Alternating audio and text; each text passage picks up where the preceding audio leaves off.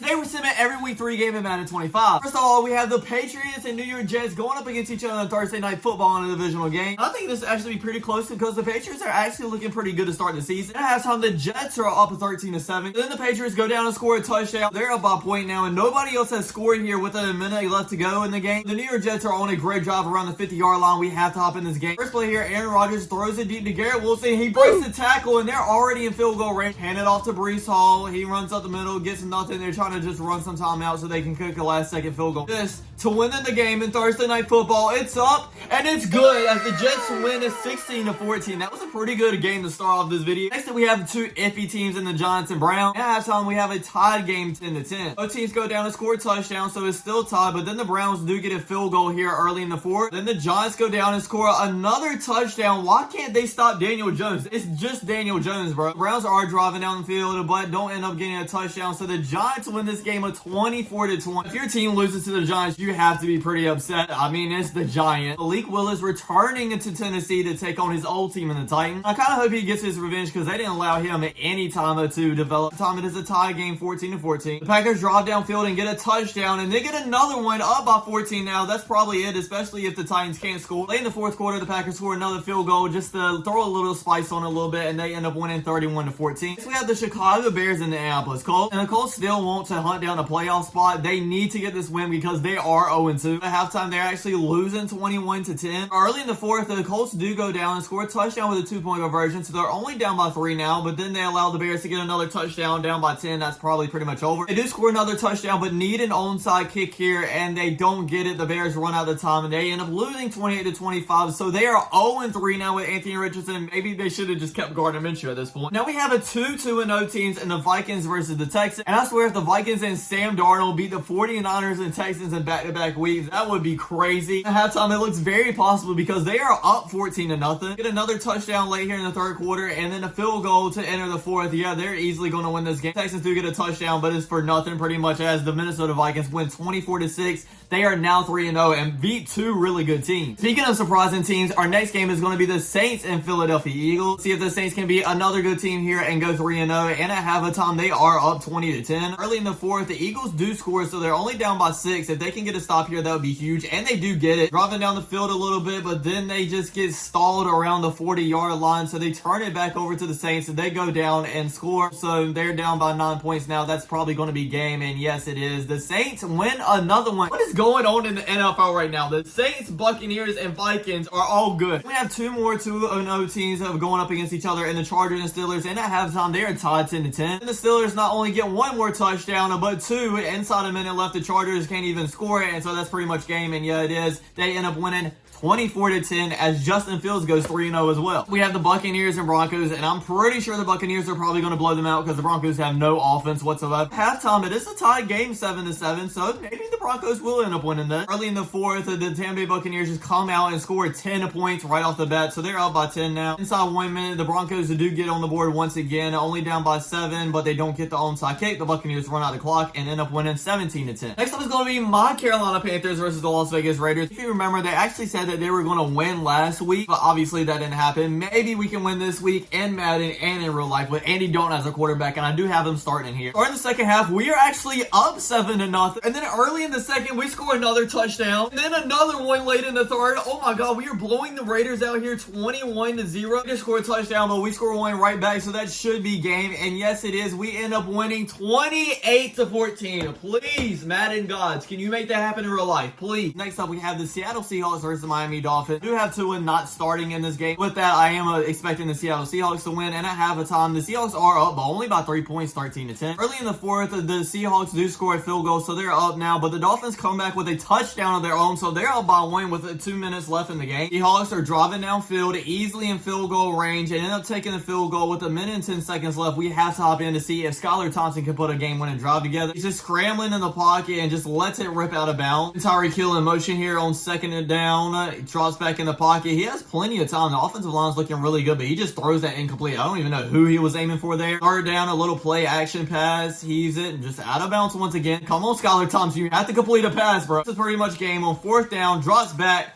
looks deep downfield. Wait, you only need 10 yards. You don't need a touchdown right here, and it's incomplete to Tyreek Hill. I don't understand what he was thinking right there. The Seahawks end up winning here. Next up, we have two teams that absolutely need a win this week, and that is going to be the Dallas Cowboys, who are 1-1, versus the Baltimore Ravens, who are 0-2 right now. Very unlikely that team will make the playoffs once they're 0-3, so they need a win today. At halftime, they are up only by 5, so they're still in danger of losing this game. Ravens are driving downfield here in field goal range and get a touchdown. Then the Cowboys come right back and score again, so they're only up by 5. Ravens go back down and score a touchdown. They have 35 points now. They were going back and forth, but the Cowboys are stalling a little bit here, and they do get a touchdown down by 5 points. They don't have any time left, so the Ravens do win 35-30. Like I said, they needed that. I'm kind of glad they got it. So we have an injury bowl here in the 49ers versus the Rams, and I did take everybody out, so no Christian McCaffrey, no Deebo Samuel for the 49ers, and the Rams are missing a couple pieces on their O-line, Cooper Kupp and Puka Nacua. But as the 49ers up big here, 28-14. Then the Rams drive downfield and get a touchdown, so they're only down by 7, but then allow the 49ers go right back downfield and score one. They score one again, so they're kind of going back and forth here, but they're only down by 7. So have the ball inside the 15-yard line with 2 minutes left. Do score a touchdown, so it is a tied game here with 1 minute and 40 seconds. The Rams have the ball back now, but they're not going to risk anything. They're just going to run the ball and take it into overtime. 49ers have the ball first and are going downfield in field goal range already. If they get a touchdown here, this game is over, and that's exactly what they do. They get a touchdown and win a 41-35. Next up, we're in Arizona for what should be a really good game with the Lions versus the Cardinals, because the Cardinals are looking great here so far in the season. Halftime, they're actually winning by 8 points, 14-6. The Lions go downfield early in the fourth quarter and score a touchdown with a 2-point conversion, so it's a tied game now, but the Cardinals score right back off the touchdown of their own. They're kind of going back and forth here, but then the Lions get a field goal to be up by 3 points with about 2 minutes left. The Cardinals are driving downfield easily in field goal range. 3rd and 4, he throws it in the end zone, and it's a touchdown. Cardinals, they're up with 1 minute left. But they might have left too much time on the clock for Jared Goff and the Lions, because 45 seconds left and 3 timeouts is a lot of time. On this first play, Jared Goff drops back and throws a bomb to Amon-Ra St. Brown to the 40. He breaks the tackle and gets all the way to the 25-yard line. 40 seconds left. Goff throws to Amon-Ra St. Brown again, and now they're inside the 5, bro. The Cardinals are about to blow this hugely. But maybe not, because they do have them on 3rd and goal now with 28 seconds left.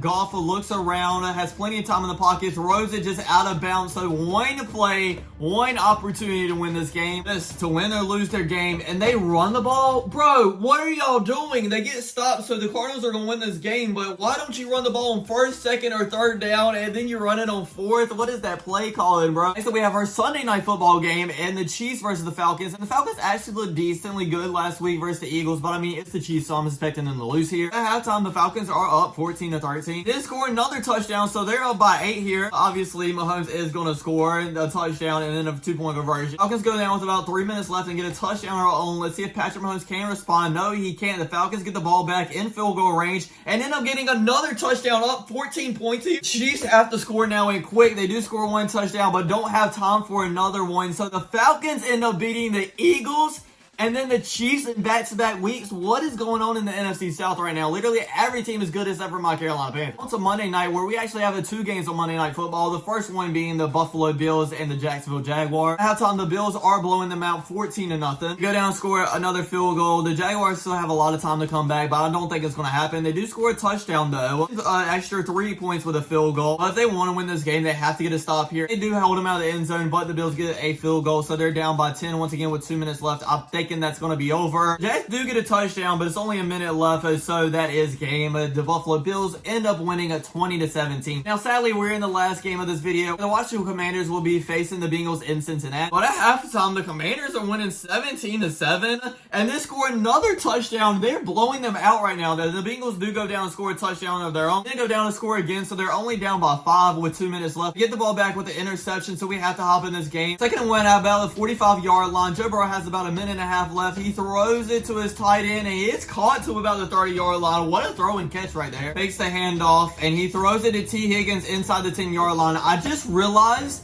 that isn't Joe Burrow throwing the ball. Did he get injured in this game or something? Okay, that isn't fair whatsoever, but I mean, I guess they predicted the injury as well. On third and goal, he takes a snap, looks around, has plenty of time in the pocket, throws it to number 1, and he's in for the touchdown. Jamar Chase Jake Brown is about to lead this team on a win without Joe Burrow. They are going for 2 here to make this a 3-point game. Browning looks around. This offensive line is doing great. Looks at the end zone and is incomplete. So the Commanders only need a field goal here to win. Daniels takes a snap, 40-some seconds left, and they leave somebody wide open. They're already in field goal range. How do you leave him that wide open? And this, to win them the game, at the ball, the kick is up, and it is good. They are going to beat the Cincinnati Bengals in Cincinnati, and I forgot that's going to put them at a record of 0-3 now. Jake Brown does have one more play, actually, so let's make sure nothing here happens, and he throws it up, and no, it's incomplete. Okay, that's what I thought. See who was our offensive and defensive player of the week. NFC offense was Brock Purdy, 29 for 24, 337 yards, and 5 passing touchdowns. Our NFC defense was Demario Davis with 8 tackles and 2 interceptions. AFC offensive player was Jake Brown, and even though they did take that loss, 390 passing yards with 4 passing touchdowns is crazy, especially for a backup. And then Patrick Queen had a sack for the Steelers with a 9 tackles, 2 forced fumbles, and he recovered both of them as well. This was a great video though. It's a crazy time in the NFL. We had a lot of major upsets in here, but thanks for watching. I hope you enjoyed. Don't forget to like, comment, subscribe, and I'll check you guys out next time. Peace.